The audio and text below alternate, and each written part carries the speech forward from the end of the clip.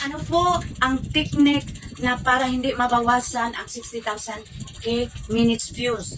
Ito po ang ating pag-usapan. At panoorin mong buo tong video dahil dito ko po i-share sa inyo yung aking karanasan ng aking Facebook profile.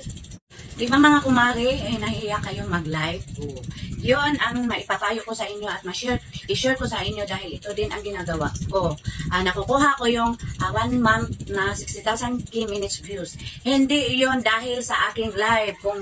Kailan doon yung pag-upload ko araw-araw ng long form video. 3 o 5 long form video yung ina-upload ko. Kaso nga lang yung iba ang liit ng views dahil hindi yon informative na video.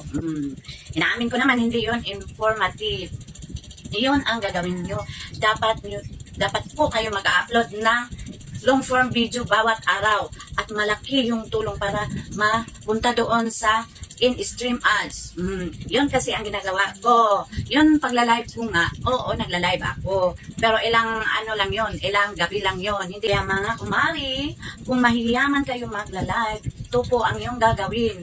At dapat gumagawa kayo ng mga video na mga informative. At dyan, malaking tsansa na ipapadala ka ni Lolo M ng mga malaking audience. Yun mga kumari. Dahil doon din sa long form video, dalawa yung purpose doon. Yung isa, ina-upload mo, first, doon ka nag-upload sa long form video. Ayun, mapupunta din yun sa Reels. O, 2 video na yung na-upload nyo. Kaya yun ang gagawin nyo, mga kumari. Dahil yun ang ginagawa ko dati. Nung hindi pa ako nakaabot ng 60,000 minutes views. Oo, nagla-live naman po ako. Pero, ilan lang viewers ko doon sa live ko.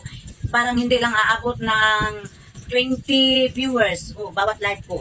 Dahil malaking tulong yun. At alam nyo ba po mga kumari, hindi yun mababawasan ang 60k minutes views pag yun ang ginagawa nyo, nag-upload kayo. At doon din, dali lang yun makikita ni Lolo M sa long form video nyo. Madali lang yun makita niya dahil doon din niya nilagyan pag ma-monetize na kayo or ma-unlock na yung 60k minutes views, doon niya makikita sa long form video. Kaya yun ang ifocus nyo po mga kumari. Dahil dyan, kumari, yun ang dapat nyong gawin.